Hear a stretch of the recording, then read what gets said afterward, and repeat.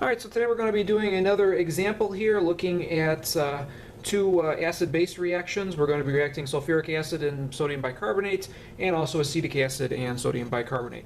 So for this first one, we're going to have basically an acid spill. So we're going to have... Alright, so we have some concentrated sulfuric acid, that's 18.4 molar, and we just want to figure out, well, how many grams of sodium bicarbonate is this going to take to actually neutralize all this out. So before we begin, we always just want to get the nice and balanced equation. Now, this obviously isn't balanced right now. We can see here, of course, remember the sulfate is a -2 charge, so that means I need two sodiums on this side. So therefore, I do need a factor of 2 on here. And since now I have 2 of these, I'm also going to need 2 carbon dioxides and 2 waters. All right, remember, whenever you're dealing with an acid and a bicarbonate, you're always going to be making water and carbon dioxide. So that's, the reaction we talked about before. So now this is nicely balanced. We're going to go, first of all, what information do we have? Well, first of all, the molarity of our sulfuric acid. We have that, so this is going to be 18.4 molar. And we also have 20 milliliters of this. And the sodium bicarbonate, we basically just want to figure out, well, how many grams is this actually going to take? Now, the other thing we do need, of course, is the molecular weight of my sodium bicarbonate. So sodium is, of course, 23, hydrogen is 1, and then my carbon is 12, oxygen is 16. So when you add all that up, we get here 84 grams per mole. And then as for the rest of the stuff on this side, we really don't care about it. If you want to go ahead and calculate it, more power to you. But we just need to figure out, well, how much of my sodium bicarbonate is going to need to fully react with the sulfuric acid for this problem. All right, so first of all, what we're going to do is take the volume that we have. So that's going to be my 20 milliliters. And again, we have to remember molarity is moles per liter. So we have to make sure that this is converted into liters. Okay, so you can write it as 20 times, 10 to the minus third. You could just do it automatically if you're good at that. So either way, this is just converted this into liters. And then we have our molarity here. All right, and this is 18.4 molar. And whenever you're writing these out for these acid-base equations or stoichiometry, always write it as moles per liter. It'll make it seem a lot easier, and you'll know exactly where to put everything. All right, so at this point, we've taken our volume, multiplied it by our molarity, and we now have moles of sulfuric acid. Since we have the moles of sulfuric acid, we just need to use our mole ratio. And notice here there's 2 moles of sodium bicarbonate, 2 mole of sulfuric acid. And then we just have to multiply by our molecular weight. So that's 84 grams per mole. Okay, and then once you work all that out, so even though 20 milliliters might not seem like a lot, this is very concentrated and actually needs 61.8 grams of sodium bicarbonate to fully react with the sulfuric acid. And then, of course, that will produce water, carbon dioxide. Carbon dioxide will, of course, be the gas and will create all the bubbles. But otherwise, yeah, that's basically the end of that little one. And now we can move on to the second example we were going to have, is where we take acetic acid or vinegar, and we figure out how many milliliters of this will it take to react with so many grams of the bicarbonate. So it's a similar problem, but just subtly different, that we just have to be careful with it. So how many milliliters of vinegar which is 0.87 molar acetic acid, to react with 10 grams of my sodium bicarbonate? All right, so again, we just need to start out by writing up my equation. And in this case, we are fully balanced. Remember that this is my only acidic hydrogen on the acetic acid. So these other ones, they are not acidic. So this is the only acidic one, so it's just going to be a nice 1-to-1 ratio in that case. All right, and then the information we have, this is 0.87 molar, and we were wondering how many milliliters will be produced. And here we're going to, again, since we saw this earlier, that's just 84 grams per mole. And we know that we're using 10 grams of this. And you can see how it's just similar but subtly different. So in this case, we started out with 20 milliliters. We want to figure out how many grams. In this case, we're starting out with so many grams, and we're now figuring out how many milliliters we need. So it's similar, but again, a little bit different, that we just have to be careful here. So the first thing we want to do here is start off with my 10 grams of my bicarbonate, convert that to moles, use the mole ratio, and then we'll use the molarity here to figure out how many liters we actually need. Okay, so at this point I have a number of moles of sodium bicarbonate, and then we need our mole ratio, which in this case is just 1-to-1, but it's important, even though this is just 1-to-1, not to just skip over and say, well, it's just 1, because you will screw up your units. All right, so here, that's going to be 1 mole of acetic acid to 1 mole of bicarbonate. And now this is the tricky part. Remember, we want to find out the volume that we have here, right, in milliliters. Well, this is 0.87 moles per liter. Remember, that's moles of acetic acid per liter. We already have moles of acetic acid, so what we have to do is actually flip this around. And we're going to write it here as 1 liter is 0.87 moles of acetic acid. And then right at the end here, we just want to convert this back into milliliters because that's what we're interested in. So yeah, that looks like a very big nasty equation, but again, if you write out your units, it is 10 times simpler than if you don't. If you don't write out your units, it will be utterly confusing. So let's just see how the units help us. Well, here, that's grams of sodium bicarbonate. That just goes away. That's grams of bicarbonate, obviously.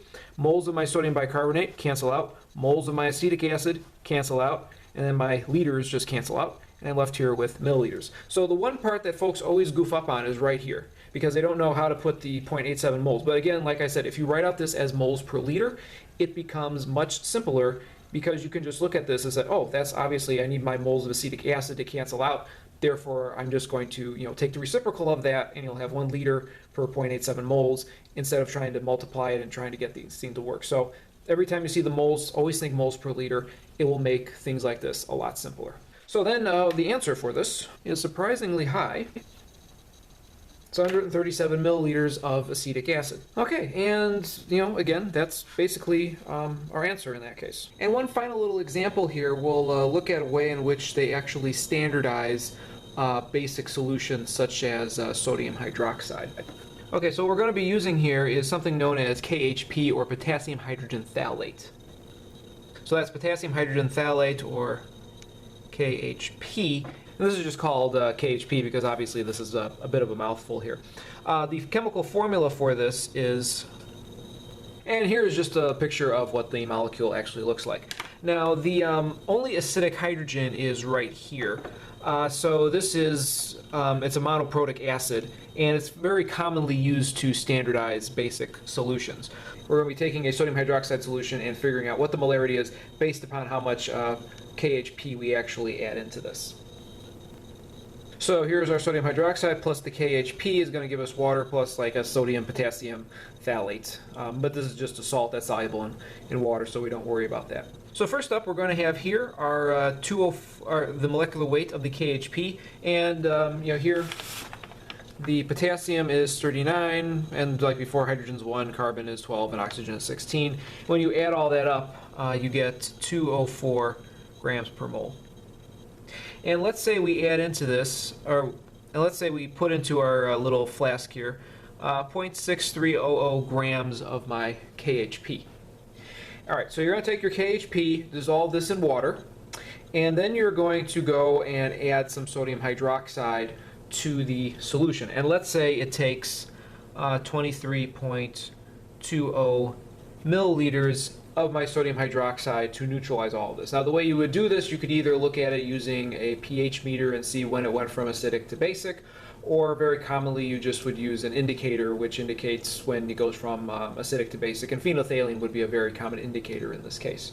So we would take this here, and then basically we just have to find out, well, what is the molarity of my solution. So again, similar to what we've been doing for these other ones, except now this one here we had to find the grams, this one we had to find the milliliters, and now we are just trying to find the molarity. So what we're going to do here is take the number of grams of KHP, use our molecular weight to figure out the moles, use our mole ratio, which is 1 to 1 in this case, and then we're going to divide here by the volume to figure out our molarity.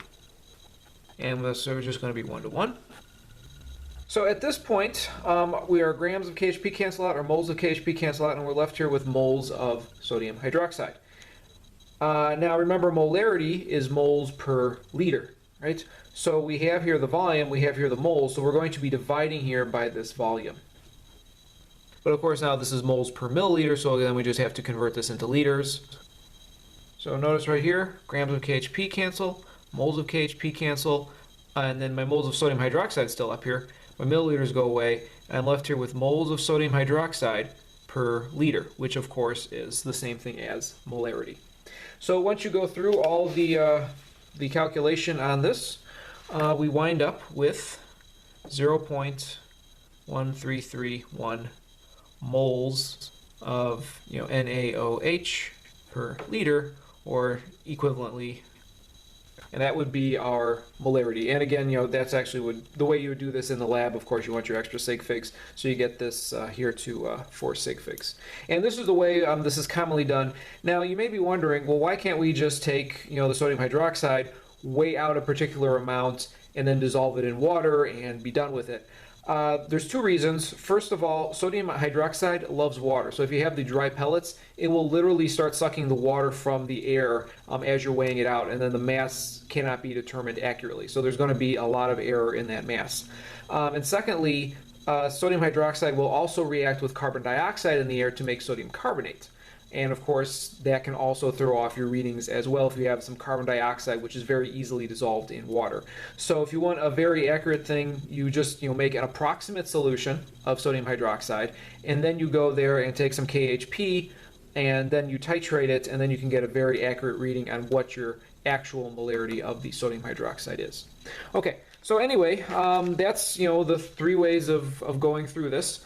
And again, just go through, practice all of these, and if you can do this, you will be in good shape. All right, and for once, another short video. Yay!